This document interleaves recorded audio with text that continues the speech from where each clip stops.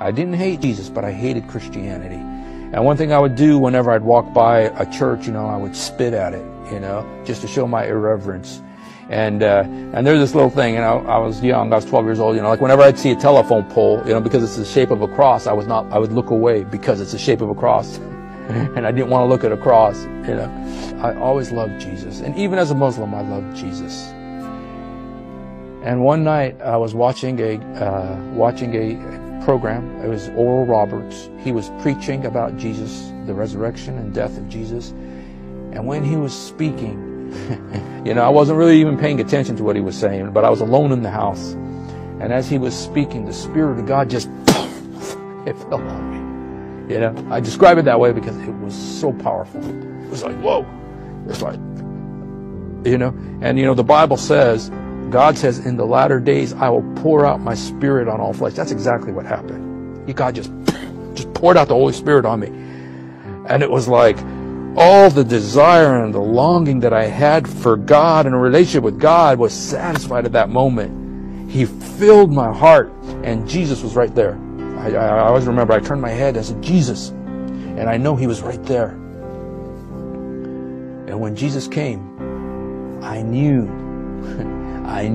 he was the Son of God. I knew he was the Son of God. As a Muslim, I told you what the Quran says. I told you what the Muslims taught me. But when he came, and when he came, and I'm saying this because he's coming to some of you. He's going to come to some of you. Some of you, he's already come to you. When he came, I knew he's not just a prophet. I knew that he's not just a prophet. He's not just a man.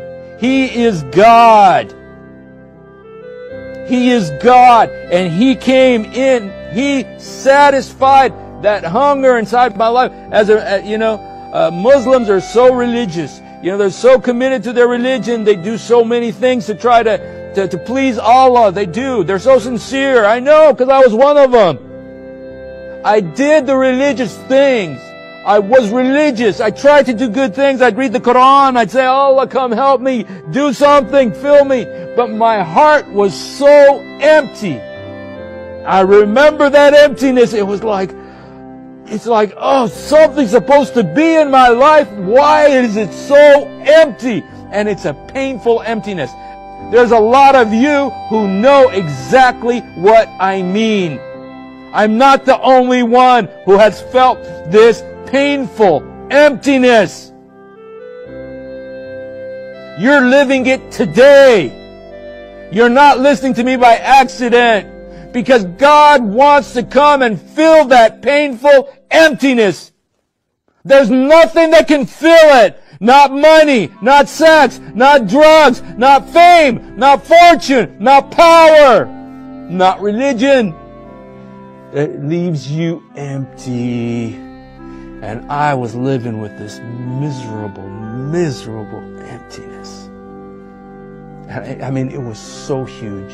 It was so painful. But when the Holy Spirit came, He filled that emptiness. He filled that emptiness. Like this cup. It's made to be filled. It's not made to just be a cup. It's made to have something in it. And you're made to have something in you. And you're made, the Bible says, that the body is for God. You're supposed to be filled with the presence of God. But you can't. Because of our sin, God can't live in that unholy place. But when the blood of Jesus comes, He cleanses the place. So the Holy Spirit can live in there. And when He came, all that I had looked for years in Islam. As a devout Muslim, I looked for this relationship with God. I never had it.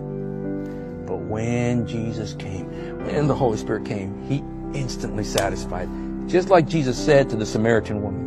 He says, I will give you water. If you drink of this water, you will never thirst again. You're never going to be filled. Religion will not fill you. He'll fill that emptiness. He'll give you life. He did it for me. He'll do it for you.